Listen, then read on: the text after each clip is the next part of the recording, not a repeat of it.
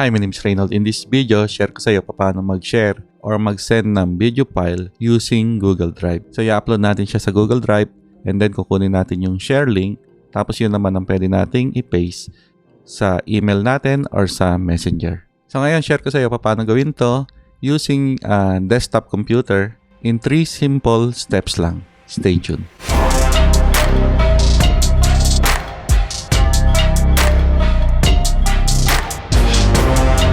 Ngayon, bago natin open yung Google Drive, make sure yung gusto mong i-share na video is nakalagay na sa folder mo, sa computer mo, or sa hard drive mo. Step 1, mag-login ka sa account mo sa Google, then open mo yung Google Drive. So, step 1 is mag-login ka sa Google account mo. Punta ka lang sa google.com. Yan, syempre, mag-sign in ka. Mag-login ka using your email saka yung password mo. No? Wala ka pa account sa Google, punta ka lang sa accounts.google.com. Yan, mag-create ka muna ng Google account mo. Ngayon, pag may account ka na sa Google, click mo lang itong mga dots na to. Yan, hanapin mo lang yung Google Drive. Step 2, mag-upload ng file or ng video file sa Google Drive. So, let's say, nandito ka na sa Google Drive mo, no? So, kailangan mo lang gawin dito is upload mo yung file na gusto mong i-share. So, ngayon, para mag-upload ng file, click mo lang yung New File Upload. Tapos ngayon, hahanapin mo na yung video. Yan, sa folder mo, kung nasa desktop siya or nasa hard drive mo. Yan, hanapin mo yung video na gusto mong i-share. Yan. So, yun ang i-upload natin, na. Let's say, gusto kong i-share tong video na to. Yan. Tapos, click yung open. Yun. So, ngayon, mag-a-upload na siya dito sa Google Drive. Antayin mo lang, depende sa laki ng size ng video mo or dun sa internet connection mo. So, antayin mo lang pag ready na siya. Para ma-check kung ready na or na-upload na sa Google Drive yung video mo, click mo lang to recent. Ayan. So, ito yung recent, no? So, pag kinlik ko siya, hindi pa siya ready kasi ka-upload ko lang.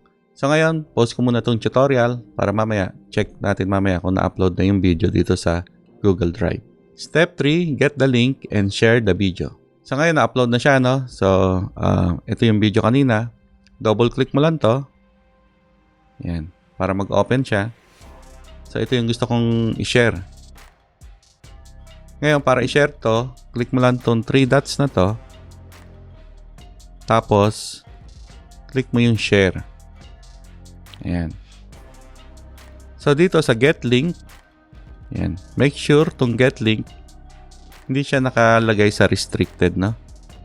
Lagay mo siya sa anyone with the link. Tapos itong viewer, ayan, okay na yung viewer. Wag na yung editor kasi baka palitan nila. Baka edit pa nila. So, lagay mo lang siya sa viewer. Yan, para ma-download nila yung video. And then, copy mo yung link. Ito yung link na kailangan mo. Yan. Make sure anyone with the link. Then, viewer. Yan, viewer siya. And then, click mo yung done. So, nakopy na natin yung link. So, ngayon, pwede ka na pumunta sa email mo para i-share tong video na to. So, yung link lang ng video ang i-share natin. So, ngayon, parang i-send to through email. Yan, open mo lang yung email mo. Yan, mag-create ka ng email. Tapos, paste mo lang yung link dito. Kung gusto mo namang i-share yung link through Messenger, paste mo lang siya dito. Then, press enter to send. So, yun, ganun lang kadali mag-send ng file or mag-share ng video file using Google Drive. Yun, gamit ang desktop computer. Sa next video, share ko naman sa iyo paano gawin to using cellphone. Thank you for watching. Again, my name is Reynold. Kung first time mo dito sa channel na to, please subscribe to this channel. Tapos click mo na rin yung bell icon para ma-notify ka every time may mga ina-upload akong video na katulad nito. Kung nagustuhan mo itong video na to, please give me a thumbs up. Thank you and I'll see you sa mga susunod na video. Bye-bye!